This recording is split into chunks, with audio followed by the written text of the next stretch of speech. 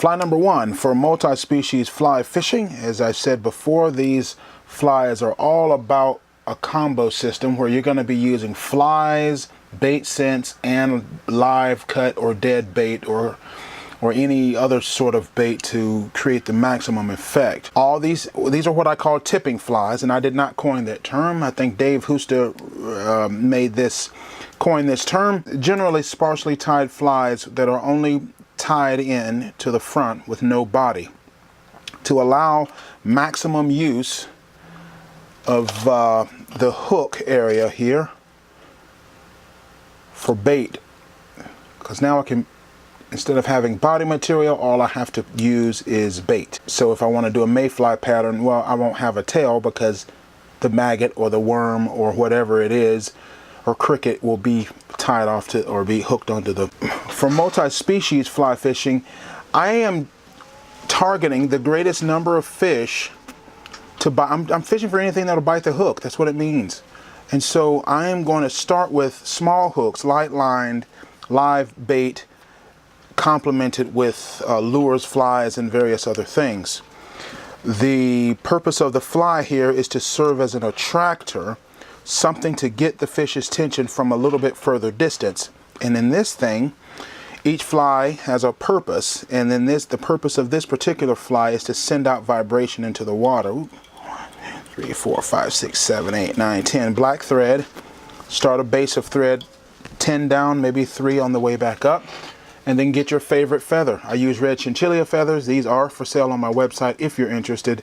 But any feather, hackle feather that you have works fine. And it really doesn't matter. Just pick whatever color you like and it'll work.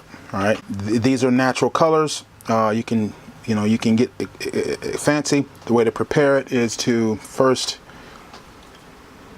grab a feather, stroke it down, hold it at the tip, stroke it down here, and then you're going to strip off all the feathers from the right side.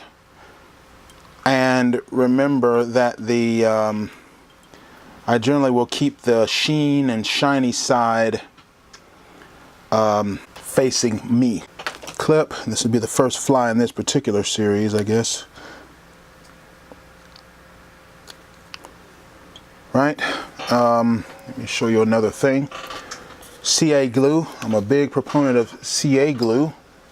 Not because I like breathing it or anything. It's just, I never have problems with my flies falling apart. So once you have that base down, a dab of CA glue or head cement or whatever your glue you're using, doesn't really matter which. Just get it on the threads there. And then remember the prepared feather here. There's lots of different ways to do this feather. It doesn't have to be this way. There's some tying techniques that allow you to use the whole feather. There's other things where you can wrap from the back of the feather forward. It doesn't really matter. The point here, I'm talking about general principles, and that's what I want to convey.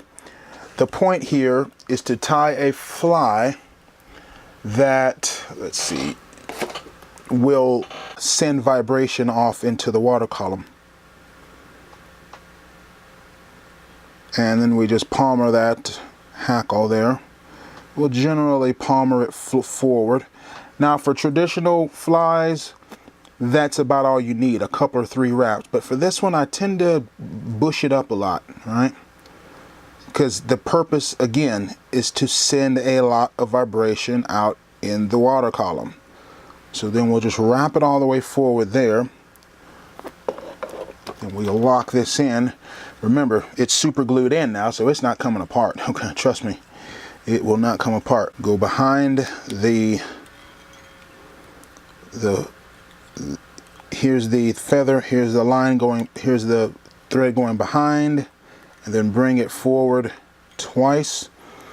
And then from here, you want to, I guess you can see that. It's going to be difficult for me to do this backward. These are thread snips, by the way. That's it. See? This, I don't like these feathers down there. That just gets thrown away. I mean, these feathers are so stinking cheap. There's just no need to really worry about keeping it. And then when I'm super gluing these flies, I don't do whip finishes. I just do half hitches. 1 half hitch, 2 half hitches, 1 more half hitch, and that's it. That's all I do. That's it. Quick, fast. And that's actually kind of slow, but look at that. What is that going to do?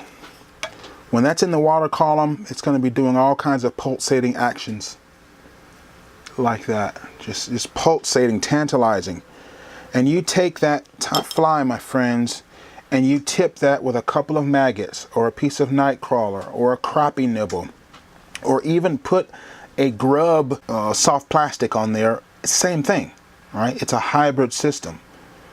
And so you can sit here and tie up a dozen of these things or more in no time at all.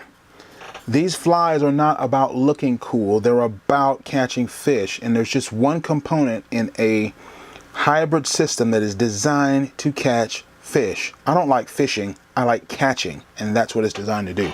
That's fly number 1. Pay attention tomorrow, and we'll come back and tie a second fly, general basic principle, and I'll be back with you.